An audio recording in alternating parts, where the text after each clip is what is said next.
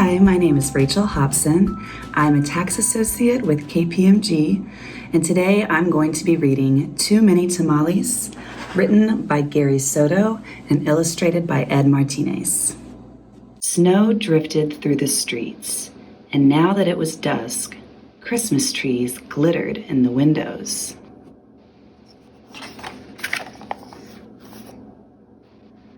Maria moved her nose off the glass and came back to the counter. She was acting grown up now, helping her mother make tamales. Their hands were sticky with masa. "That's very good," her mother said. Maria happily kneaded the masa. She felt grown up, wearing her mother's apron. Her mom had even let her wear lipstick and perfume. If only I could wear Mom's ring, she thought to herself.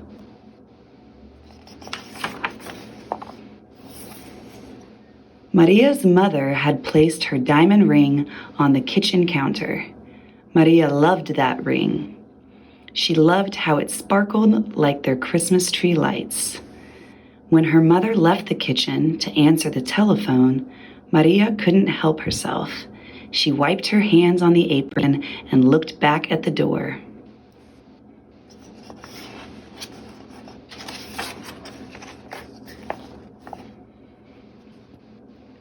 "I'll wear the ring for just a minute," she said to herself. The ring sparkled on her thumb.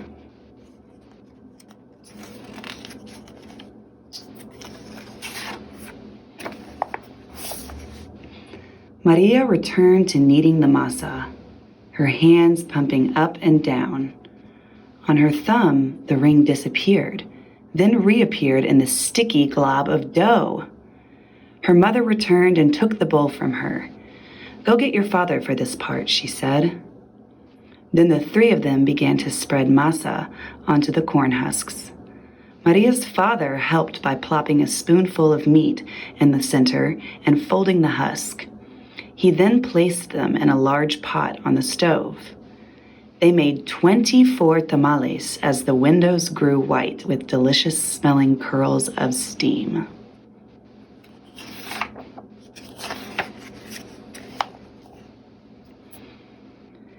A few hours later, the family came over with armfuls of bright presents.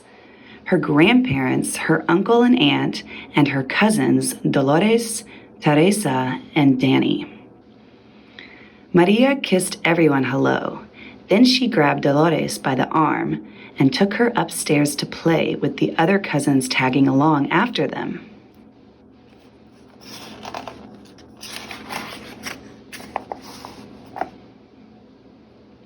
They cut out pictures from the newspaper, pictures of toys they were hoping were wrapped and sitting underneath the Christmas tree. As Maria was snipping out a picture of a pearl necklace, a shock spread through her body. "The ring!" she screamed. Everyone stared at her. "What ring?" Dolores asked. Without answering, Maria ran to the kitchen.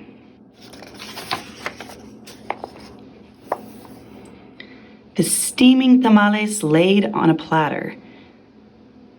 "The ring is inside one of the tamales," she thought to herself. "It must have come off when I was kneading the masa."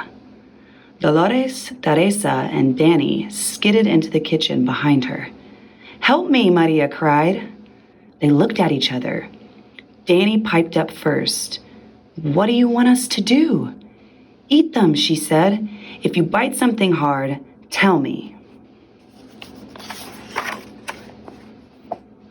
The four of them started eating. They ripped off the husks and bit into them.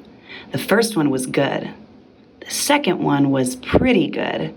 But by the third tamale, they were tired of the taste. "Keep eating," Maria scolded. Corn husks littered the floor. Their stomachs were stretched till they hurt, but the cousins kept eating until only one tamale remained on the plate.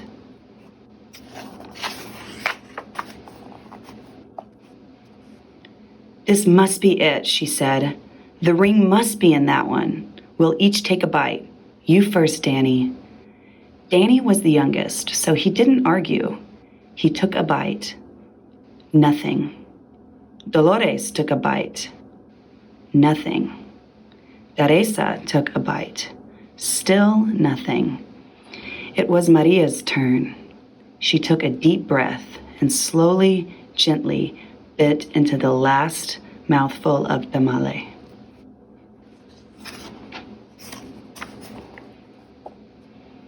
Nothing. Didn't any of you bite something hard? Maria asked. Danny frowned. I think I swallowed something hard, he said. Swallowed it, Maria cried, her eyes big with worry. She looked inside his mouth. Teresa said, I didn't bite into anything hard, but I think I'm sick. She held her stomach with both hands. Maria didn't dare look into Teresa's mouth. She wanted to throw herself on the floor and cry. The ring was now in her cousin's throat, or worse, his belly. How in the world could she tell her mother? But I have to, she thought.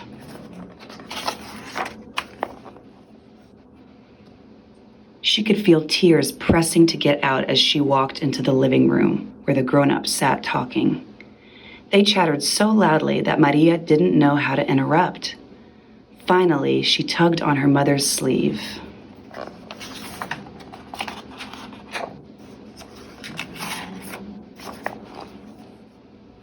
What's the matter? Her mother asked. She took Maria's hand. I did something wrong, Maria sobbed. What? Her mother asked. Maria thought about the beautiful ring that was now sitting inside Danny's belly and got ready to confess. Then she gasped. The ring was on her mother's finger, bright as ever. The ring! Maria nearly screamed. Maria's mother scraped off a flake of dried masa. You were playing with it? She said, smiling gently.